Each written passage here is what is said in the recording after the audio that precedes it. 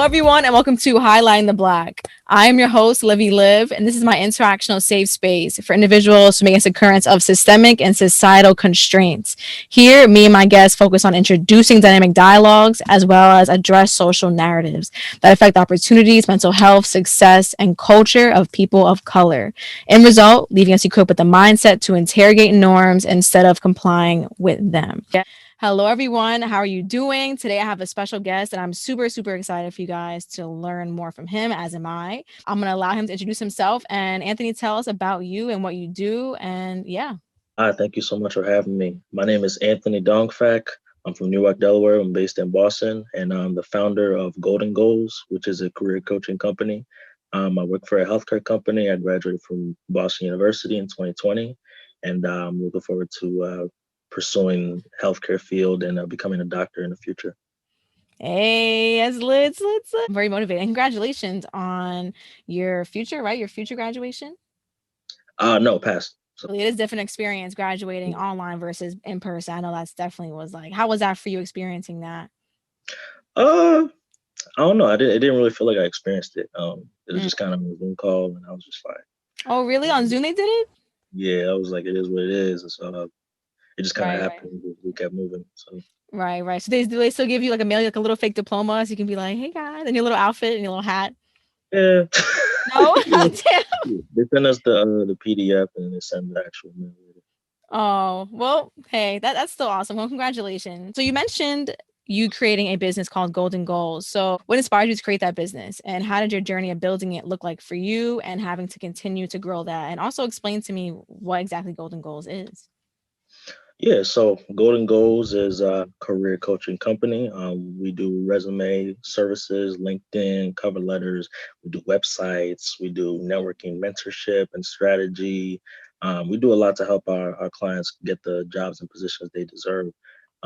It started off, I mean, honestly, I was doing like career counseling kind of as favors in college for friends. So anyone that came to me talking about their career or talking about their resume, their LinkedIn, I would just help them out with it. And I just happened to have like a particular eye for noticing value where it may not be necessarily displayed on a resume or on LinkedIn, and how they can make that look better in the eyes of an employer. And I would help them out with that. And there were a lot of the resumes that I did for free, and there were a lot of LinkedIn profiles that I beefed up for free. And after a while, I just kind of realized that, especially when everything was going on last year around March, and I was, I had a job in place, and then the job got eliminated because of COVID, and I was kind of just stuck at home with no job instead of the plan that I had for myself, and I was just trying to figure out how to find a source of income, since there was no, like, employment was so hard to find at that point. So that was my way of making money, was I turned it into a business. So I started doing what I did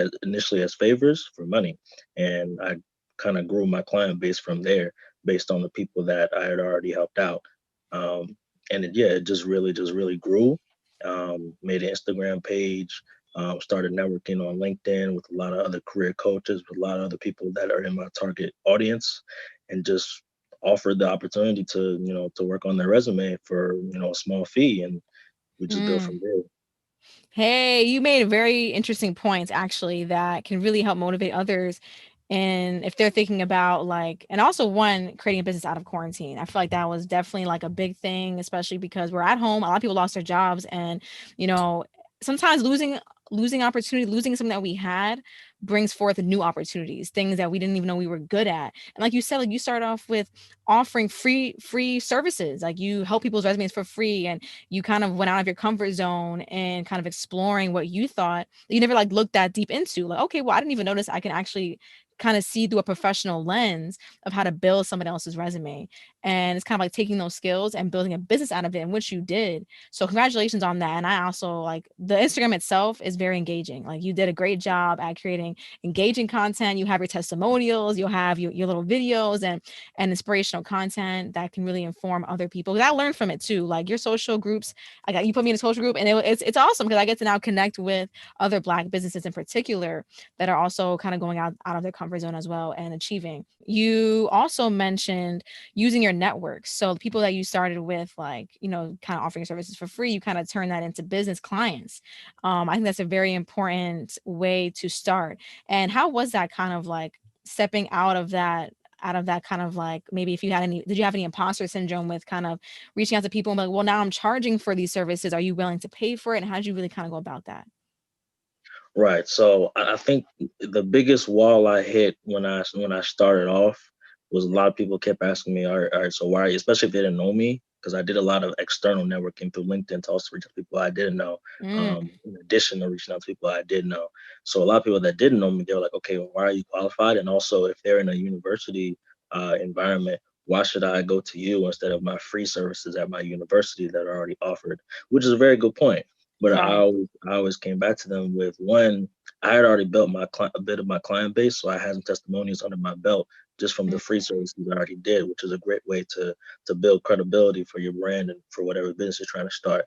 And two, I had known from my own experiences at my university, we have a great career services department, but the only thing is it's not as personalized as it could be. mm, The services and the reviews that they offer for resumes and for your career profile, it could be a lot more personalized and a lot more tailored to that person. But mm, because I mean, for whatever reason with their business model, it's just like, I mean, the resume reviews at my university were only 15 minutes, but the resume reviews that I give my clients are 2 to 3 hours if they want, if they have time for that. So right. we really go in depth into every single experience they had and really try to take out that value and put it on paper or put it on LinkedIn. So just really personalizing everything and making it a much more customized experience, because you can't be in someone's head unless they let you in. So that's what we take the time to do, is really just get that quality, those quality details that they might not even remember until they actually start talking about it. So that was really what set me apart and set my business apart from those other free services that they could have had. Right. You started off with your external networking, and also you had that credibility already built up from the free service that you offered from the beginning. And in a business standpoint, and also building anything, whether that be an organization or whatever you're building, it's great to create kind of initiatives. So you have like the testimonials, like you said, you have the credibility, you have the respect, and you have the proof that, hey, I can do this. And you also found the gaps in where your college kind of had, like they didn't have that personalization factor Hmm. to it. And you offer that. Like you said, you have, some places they only can get 15 minutes. Well, you give the whatever longevity your clients are willing to have with you, and find the gaps in your, I wouldn't say competitors, but find the gaps in similar services and like other things that people offer that are similar to yours, can be super, super, super helpful clues into what you can do now, because they don't offer that, but I offer this. And this is why you should come to us.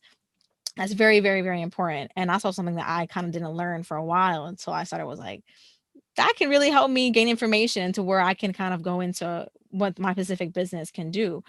Well, since we're going to talk about more of like your business and resume writing, what areas do you find are the most common that people need assistance with when it comes to going to Golden Goals and asking you for help? What do you find is most common that they ask for?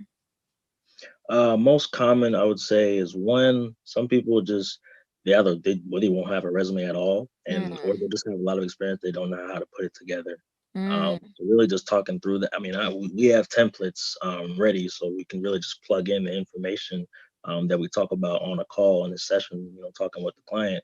But two, just like, if we're building a resume from scratch, which we've done. Yeah, I mean, we really just turn into a conversation. So we say, okay, so let's start with your name. Let's start with your contact info. Do you have a right. LinkedIn page? Okay, you don't. Okay, let's create one. Cool. And then, where'd you go to school? Where'd you go to high school? Where'd you go to college? Okay, what did you do at that college? What was your major? And we just go line by line. Okay, cool. What were your jobs? What did you do in the job? When did you start? When did you finish? And you just go over every single thing until that resume is completely created. Because it's really just, I mean, your resume is your story. Mhm. So if you just let them share your story with you, the resume is created right then and there. And that's really how we go about it. And that's one of the main things that most clients come to us for, is either they don't have a resume at all, or they just have a bunch of experiences they don't know how to put together in a way that they're not as satisfied as they could be with it. So that's why they Mm. come to us. Yeah. I kind of figured, that might just be the most common thing they kind of go for, but the way you explain how you help them break it down, because I mean, I like how you said that, and toward the end, like people have all this experience, but they just don't really know how to put it together and represent themselves also like in a professional way. Like, 'cause I seen resumes too, like you have great experience, you have great value here, but you're not wording it right. You're kind of lacking on yourself. Like you're not selling yourself, Right. and well enough for an employee to be like, oh, they have this, that, and that. So that's a great way for something like your business that really offers it, because like you said, like sometimes saying it out loud helps us kind of understand, like, oh, I never would have thought that that's how you would have worded it. Like I didn't know like being a cook at McDonald's could sound so professional. Like, you know what I'm saying? It's like people really don't, they sleep on their own abilities and their own skills that they're learning from jobs that they don't expect would have and offer all of these kind of, like I said, skills, So I also had that trouble too. Like when I was writing a resume, I was like, I worked for Pret a Manger, if you ever heard of it, like with the red star, like that cafe. Yep. I would have never thought I would have, and I think I was looking at like another resume template and I was like, that's what I did. Yeah. Like I would have never thought, like, so especially like with people of color, especially if we're like in a setting where we're in an environment where it's low income, or we're not really able to get certain opportunities because of our, let's say, if we have a criminal history, or if we have like kind of sporadic job history or short term, or we never worked before, or we're off the books. So I feel like the way you kind of address each client is, like you said, very personal, but also helps us kind of learn the language so we can properly represent ourselves for future employers and our dream employers, our dream careers. Absolutely. So when it comes to entrepreneurs, sorry, and unemployed people or non-students, creators, can they also take advantage of your services, like if they are artists or graphic designers, etc.? Oh yeah, definitely. So I mean, it would be different based on what their specific industry is. So if they're more on the art side or the graphic side, then we would have to do like a graphic resume or artistic Mm, resume. And we don't particularly specialize in those, but we do have mm, business partners and other folks in our network that they can be referred to as well. That work on graphic resumes and that work on mm, artistic resumes, because those are a whole different ball game in themselves. Because you don't want to do the basic, white and black resume. For if you're on the more artistic side, you want to be a little more creative with it. You want to right. reach out to someone that can help you put that in a much more visual format. Mm-hmm. Because I mean, you can apply through a company website, or it can be a position where you send it directly to the hiring manager, and that's where you got your opportunity to be a little more creative. And the same thing for federal resumes as well. So people that want to do government-based jobs, we're partnering with someone that actually works on federal resumes, and it's a whole different process on how that's formatted. Right. So there's different ways to go about every single industry, and then entrepreneurs, and something we see a lot of entrepreneurs specifically, that we've worked in the past, is sometimes they're hesitant to put their business information on their resume, especially if they already got a day job or a W-2 9 to 5 job. They don't want to. They either don't know or don't know if they should put it on there, or are Mm, hesitant to put it on there because of some type of perception. But there's a lot of business management, leadership. I mean, if you run a business, and especially if you're running it solo, I mean, you're the financial manager, you're the marketing manager, you're the CEO, you're the accountant. You're literally doing all those positions. So you have experience in all those things, whether or not you're doing them to the best of whatever standard it could be at. You're still learning those things, and you're still exercising those things. So those are skills that can be put on paper. So yeah, we have a large plethora of clients, and um, of all different fields, all different backgrounds, all different experiences, and then we're also connected to other partners who can work on specific resume formats that we may not specialize on as well.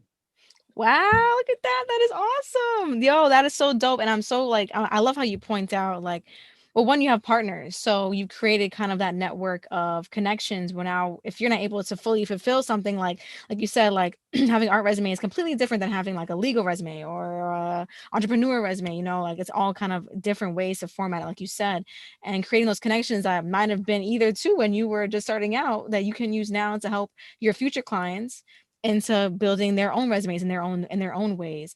And also that entrepreneurs are hesitant to put down like exactly what roles that they're fulfilling.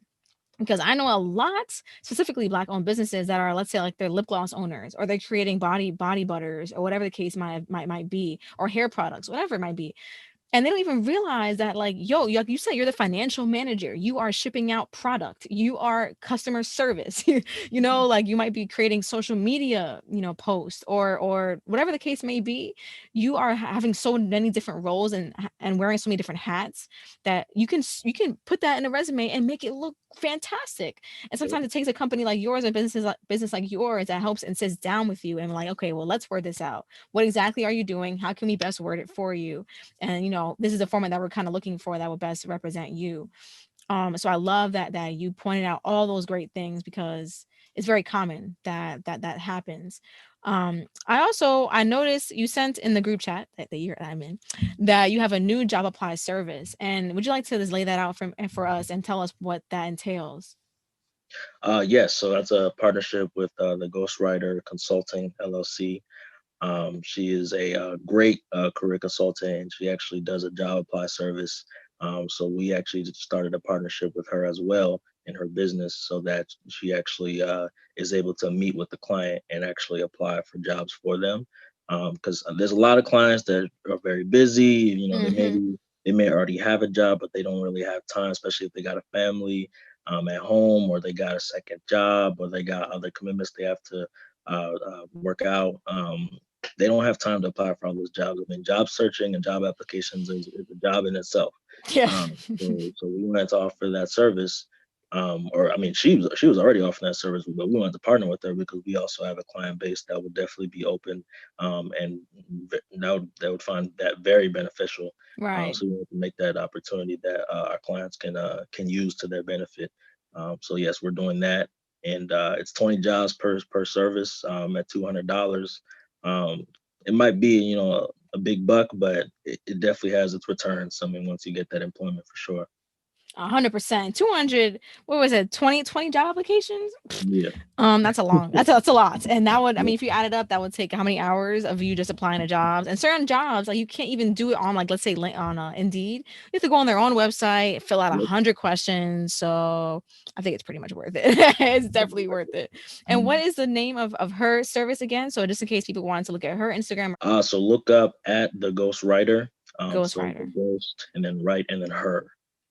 So let's say I'm interested in one of your services, whether it be web development, your networking foundation.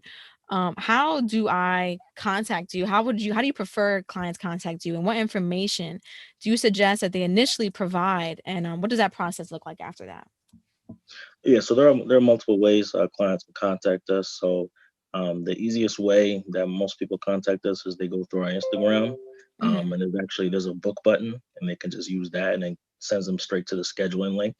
Oh, You can also A lot of people also DM us and just ask us about our services, and then we just kind of talk them through what right. is the best service for them and based on what their needs are, and then we show them the price list, and then they kind of just pick from there, and then we ask them to schedule a time, and they schedule it.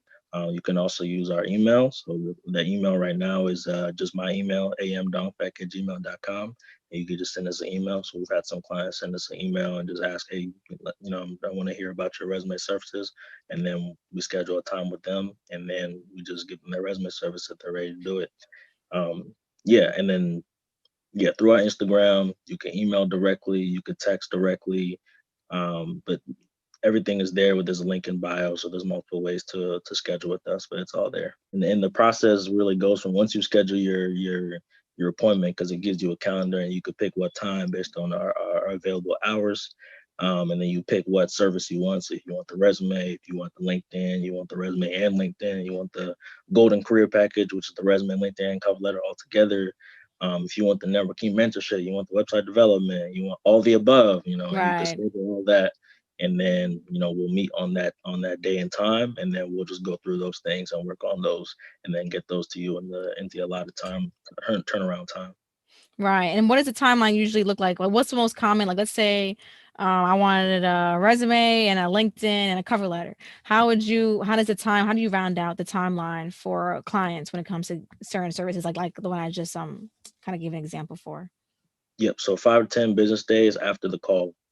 So the call, we work on all the details and really talking about the experiences, getting everything down on paper, getting all the notes, getting all the edits, and the immediate ideas that are coming up, going through the entire LinkedIn, and then also giving them action items to work on during that turnaround time, especially for the LinkedIn. Usually there's action items that we give them to do, like, hey, you should ask for a recommendation from these three people because we talked about on the call that you would probably get your best recommendation from your last employer and your fellow your co-president in the Black Student Union that you led with last year. So go message them with the template we sent you for how to ask a recommendation, and let us know the response. So that's an action item. That's like an example of one of the action items we would give them for their LinkedIn, so that in the next few days we see a recommendation pop up on the LinkedIn page. So that's so we have our action items and they have their action items, and then by the end of the turnaround time, their resume, LinkedIn, and cover letter should all be completed. On top of that, they already started building some recommendations, hopefully, and doing their action items at the same time. You coming in with a whole load of information and Yep, value, absolutely. So that is dope. I know you had a template for recommendations. That's awesome because I myself I struggle with, I think I told you before, like networking or whatever. So getting in Mhm. touch and kind of reaching out and like being like, hey, I know we worked together like 5 years ago, but Yeah.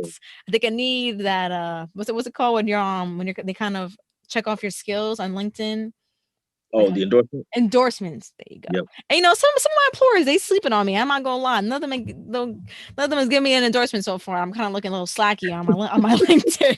I'm gonna start making some messages because okay, awesome. So you said Instagram button, DM, email, and then they put the calendar, you pick the time and service, you choose whatever services you like. Give 5 to 10 business days to complete it all as well. During that timeline, they do action items, you propose action items, and they also can create their own action items. Yep. So they're not like, and also I like that because throughout the time that you're creating everything, I'm doing the action items that you offered to me, but I'm also able to kind of brainstorm and be like, oh, well, that idea actually reminds me that I should do this. And throughout the process of this, I found out that this might also help me, kind of push my profile forward Absolutely. and my connections forward. So I Mhm. love that. It gives you time and the space, all the information in the description below. So you guys are able to see, get his Instagram. You can, I'll put his email in there as well. So I looked at a stat and it said that from 1997 to, we're going into kind of Black people topics now, from 1997 to 2018, that there were 1,889,631 discrimination complaints filed with the Equal Employment Opportunity Commission. And out of that number, 34% were because of race. And as people of color, it is unfortunately common that we encounter uncomfortable and or discriminatory experiences in work environments, leading to getting fired or quitting. How would you recommend communicating that on application or when asked by potential employers at an interview and asking like, okay, well, we were, let's say like, for example, I myself has gone through something like that. I left the job and I kind of Mhm. left, like I didn't quit. I just left, and no kind of like no sign of me after that. But let's say I was discriminated against and I was fired or I quit, officially. How would you recommend like kind of communicating that to an employer at an interview? Right. That's something that could be asked of you in the interview. It may not come up. It may come up. It really Right. depends, especially if it's a company that, with their hiring process, they like to call your last employer. Some people like to do that. Some people don't. It really depends on how they go about their process and the specific hiring manager that's in that position at that time. Right. There's a lot of different factors in play, and I mean the best way to really answer that is just to be. I mean, one, be prepared. So think of your answer before you even go in the interview because you don't want to get caught and just be like, oh well, I think they hated me. Like you can't say that. So Right. you want to have a specific situation prepared. You be able to explain the situation, explain how you where you stood on it, where they stood on it. Show that you understood, even if because I mean if it was discriminatory, it may be a little hard to understand their position, Mhm. but kind of show that you have an objective view of the situation while still being able to support yourself and why you were at least in the right, or why it doesn't detract from your value as a professional in the interview. Love that advice. Actually, that really helps me. I was actually at a webinar of some sort for a company that's kind of similar to yours, and they also said this almost along the lines of the same thing. Like, be prepared to have that why, and also be prepared to represent yourself and be confident, 100% confident that you what it sounds like, if it's discriminatory, then you are not in the wrong. And know that going in and know that walking out, no matter what that interviewer might say or have to say back at that, no, you are not in the wrong. You've not to blame for being discriminated against, because when you do not, you can't control that. And like I said, be confident. And when you said, kind of have the an objective view of the situation. So like walking in, like you said, walking like, oh, they kind of hated me, or I don't really know. I guess they're jealous of my whatever the case may be. Right. That's not really the best way to, one, represent yourself at an interview, Mhm. because as you are at an interview for the job, and you want to come off as being responsible, being mature, and being able to handle situations that are uncomfortable, because it does happen a lot, especially as people of color. So I think that your advice was fantastic. And have you ever experienced or worked with a client that that had a situation where they were fired or quit? Actually, I had a very recent client Mm, that did vocalize that they were fired, and she was actually one great person. She should have never been fired. She was a power horse for that company. I mean, she would have brought them way farther ahead, but they were a little bit, I guess, narrow-minded when it comes to diversity issues. mm, And she was a woman of color, mhm. and she was she took initiative in trying to make sure that her and all of her coworkers, especially those that were in entry level positions or had just started, were understanding the job position that they had to do. Because for some reason, this company did not really give them training on what the product was that they were delivering. You just kind of had to research it yourself, and if you did well, you did well. If you didn't, you got fired. So, so she actually set up her own program, using lunch breaks to actually have older members in the company teach the younger members during lunch breaks, which is a phenomenal program, right? Yeah.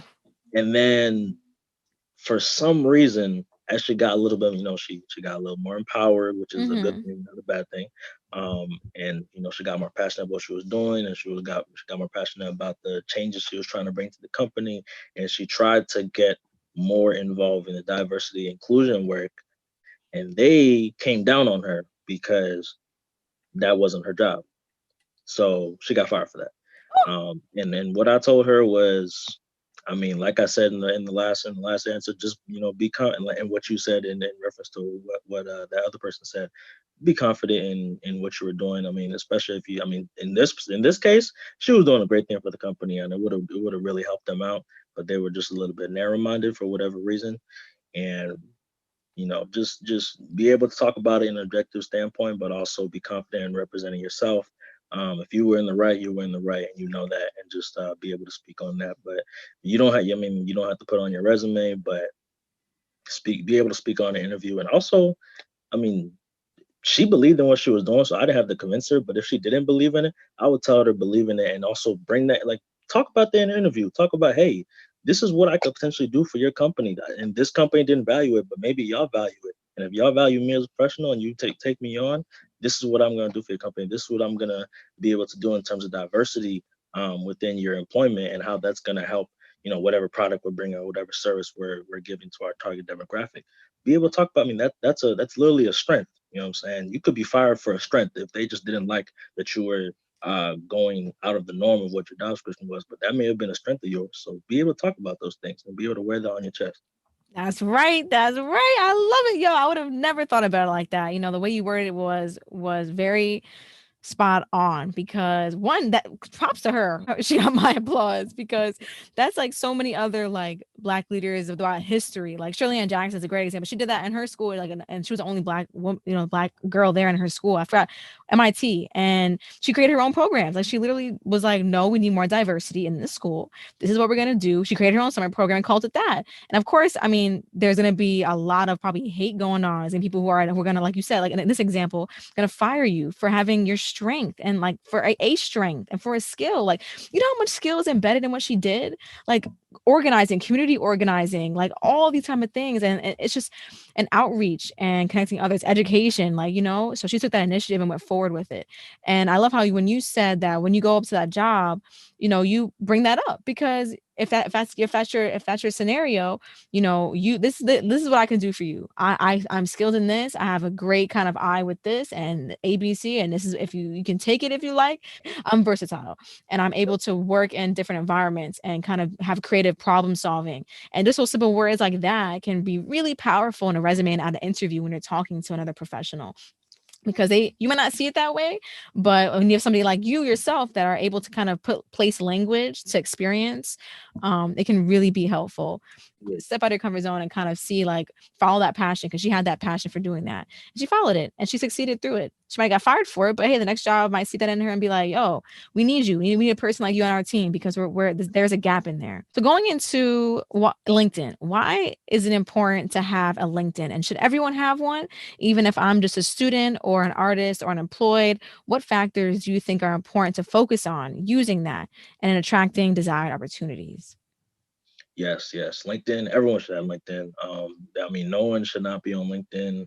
If you're not on LinkedIn, you're missing out. I mean, there are millions, hundreds of millions of people on LinkedIn on any given day at a time.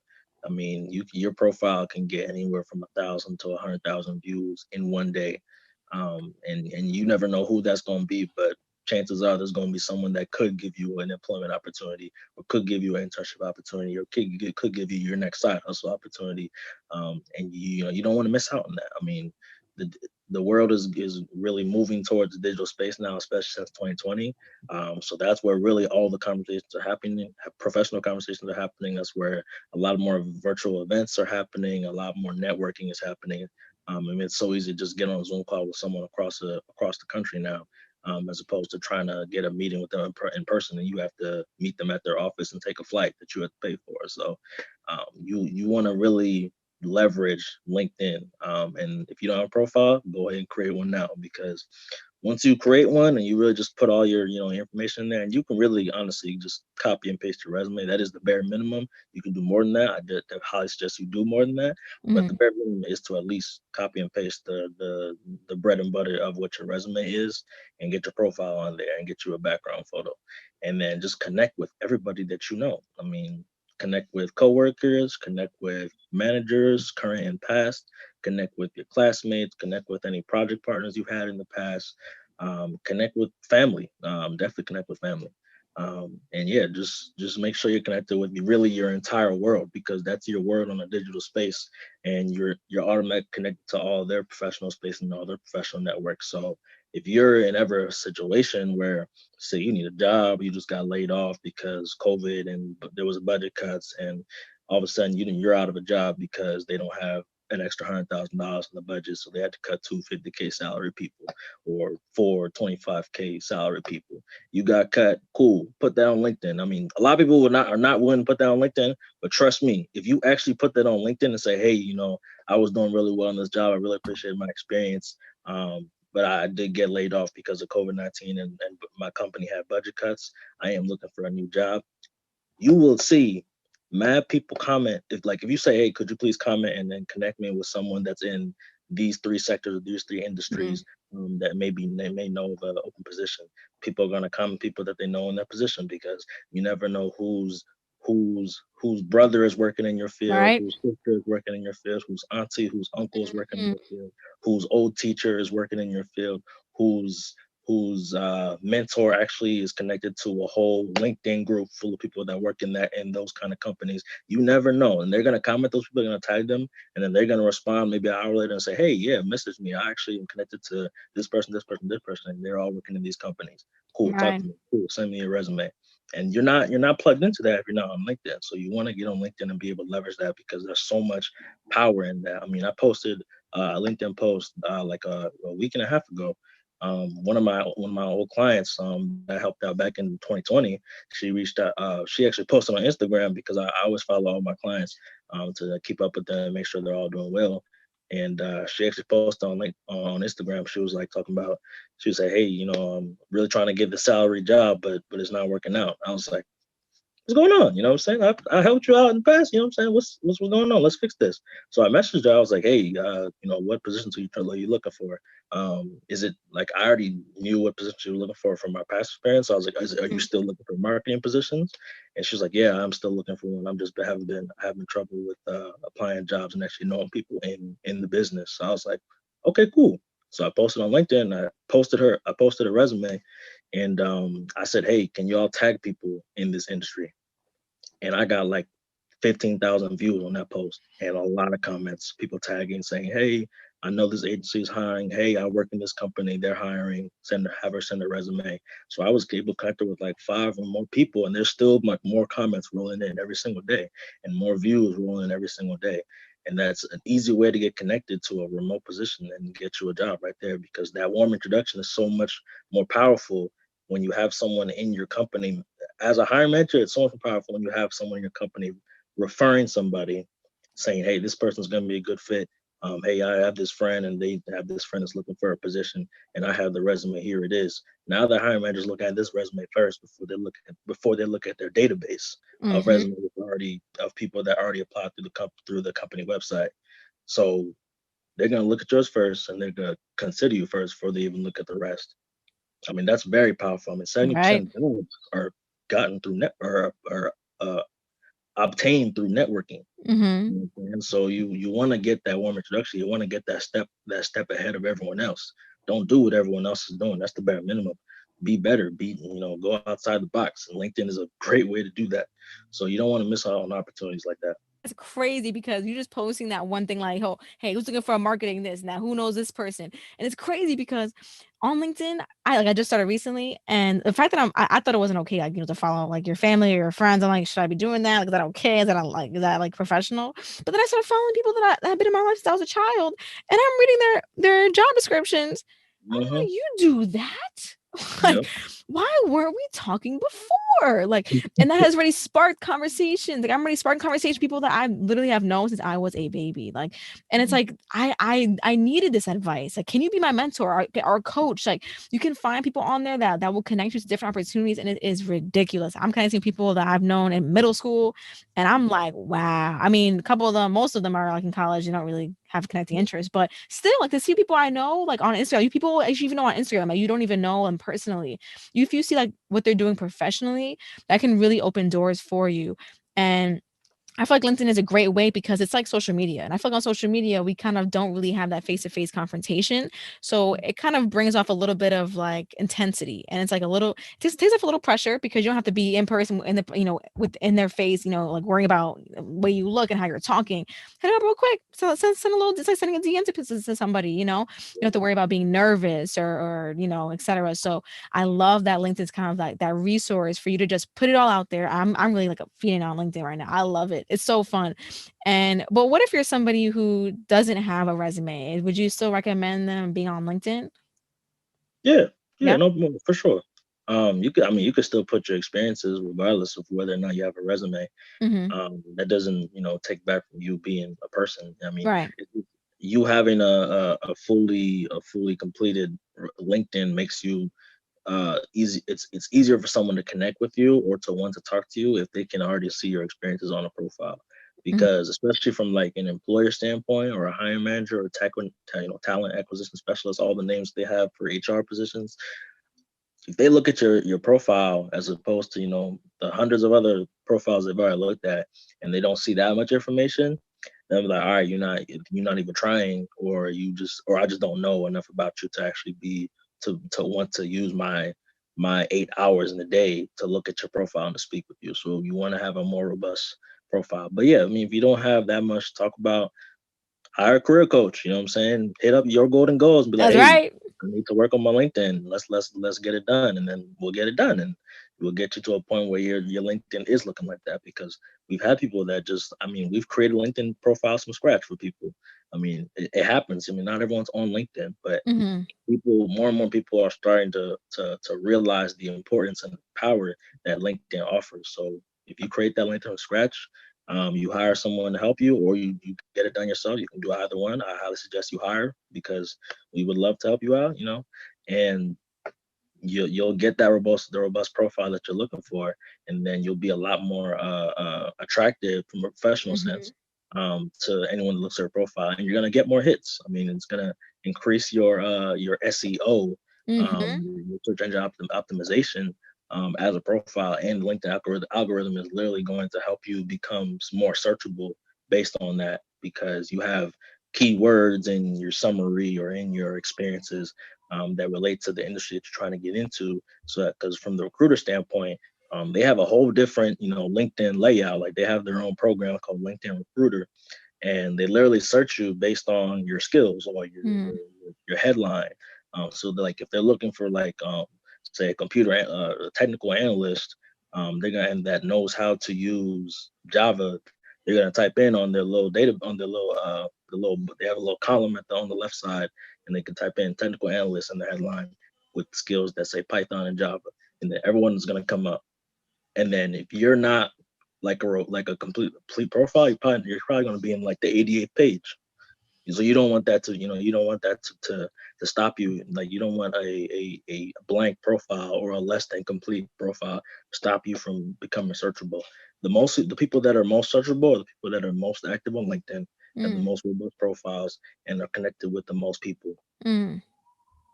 All right, I'm definitely noted because now I know exactly what to do. I was start using keywords. Yeah, keywords are really important. And I even started like I even go ham on my volunteer experience. I only have like 3 or 4, but I go ham writing it. Like There I you mean, I go. did the breast cancer walk. I wrote it down. AIDS walk. I wrote Yep. it down. Like Yep. I could have just been handing out food at a church. I wrote it down. And best Yep. believe I'm writing it all down. Like I even Mhm. put pictures. I'm like, I did art teaching. I put pictures of the projects that I did with the kids, like just so people can see like this is proof that I did it. This is examples of how I did it. And like even volunteering on my at New Balance, I put pictures of our group together, or us feeding people. Like like I feel like an interactive profile is a super attractive. Like even just to me, even if I'm not hiring anybody, if I go on somebody's profile and I see like, wow, you're really into this. Like you're really like putting yourself out there, and I appreciate that as a viewer in general, and especially as a hiring manager. So I love that you kind of gave us so much insight and so much information because that's really useful for me and my and people listening. I have 2 more questions for you.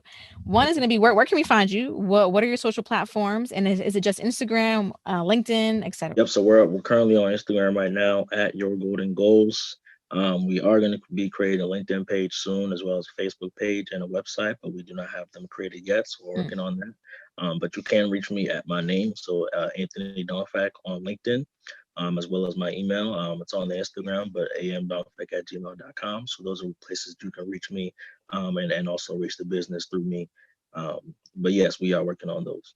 Hey, so I'm looking forward to that website because I mean, you got the ins and outs of how to be creating all these beautiful things. So I'm really excited to see that, and I will follow you on LinkedIn too. 'Cause I got LinkedIn. I'm excited. We can connect. Hey, so I have one more question, and that's gonna be kind of like the question I'm kind of like asking all my guests at the end of the show. What do you enjoy most about being a person of color? What do I enjoy most? No The problem. dichotomy. I believe the dichotomy is beautiful. There's the good and then there's the bad, but also both of those can be appreciated. So there's the good of our culture, everything we have about us. I mean our music, the way we connect with each other, our drip, the way we That's right. dress. You know what I'm saying? Like there's just so many dope things about our people that I really love and I really enjoy. And I also didn't really appreciate that much back when I was, a little bit younger. I mean, I Hmm. was so used to being in white spaces. I mean, I grew up in Delaware and I grew up in the Catholic school setting. So I mean, back then, psychologically and subconsciously, we was thinking that white equals cool.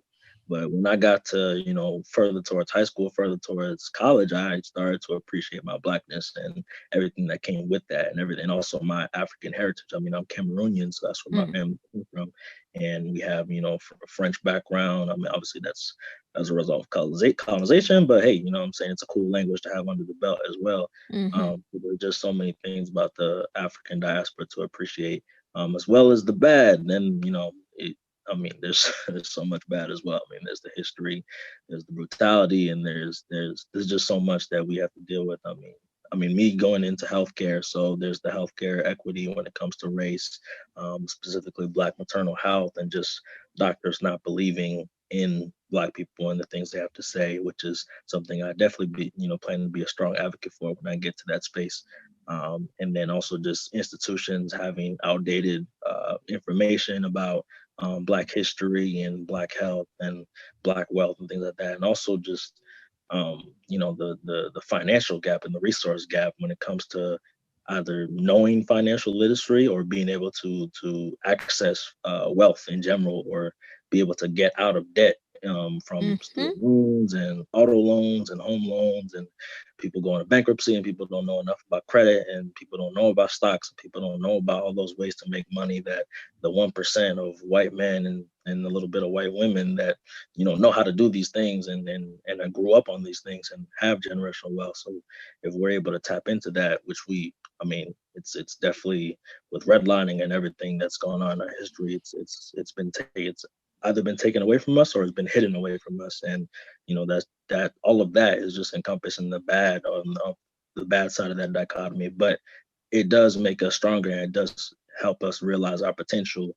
And a lot of us are starting to realize that potential more and more every single day. And that's what I appreciate about being Black, is that dichotomy.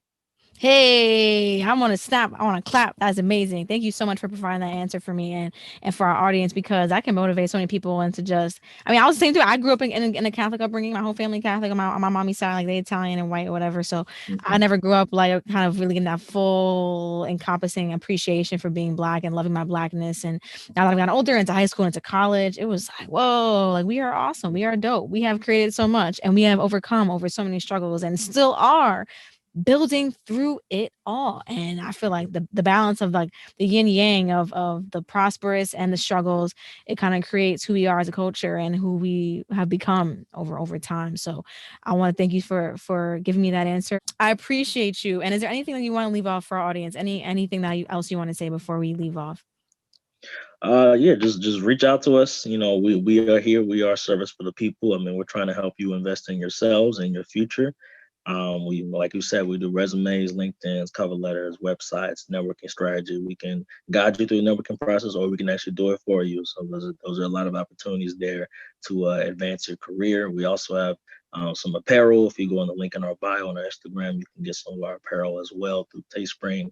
But Hmm. yeah, we're also, if anyone's really good at social media or really good at sales, we're also looking for some interns as well to start growing the business a little bit more.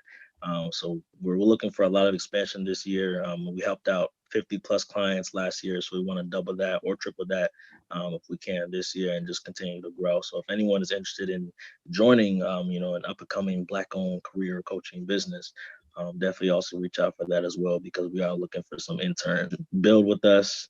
And if you are also a Black entrepreneur, or you're looking to start a business, reach out to us, because we're also, like you mentioned, that group where we're trying to connect a lot of Black business owners, a lot of Black platforms, any really initiative that's on an Instagram platform. We're trying to create groups of close knit groups of those people that can share resources, share advice, boost each other up, like and comment on each other's posts. And just, I mean, there's no reason that there's thousands of Black businesses out here, but we can't support each other. So we gotta start doing that, and we're trying to help that. That's right. That's right. Get on that group chat. It's a great initiative. And thank you so much for being on the show today. You have given an amazing amount of value. And I hope our audience has been able to absorb it all and motivate each other to now take our steps forward, whether that be creating our LinkedIn or hitting them up to help you with your resume or help you with your website or networking. If you struggle with any of the above of what we gone over today on the show and more, hit him up. He has Instagram, he has his email. He also provided his own LinkedIn, his own personal LinkedIn, and stay updated. Be in that group. It's free, or you can do his paid group as well. Support the cause and support his business. But thank you guys for joining the show. Thank you for listening on Highlighting the Black. And you all be safe and have a good one. Thank you.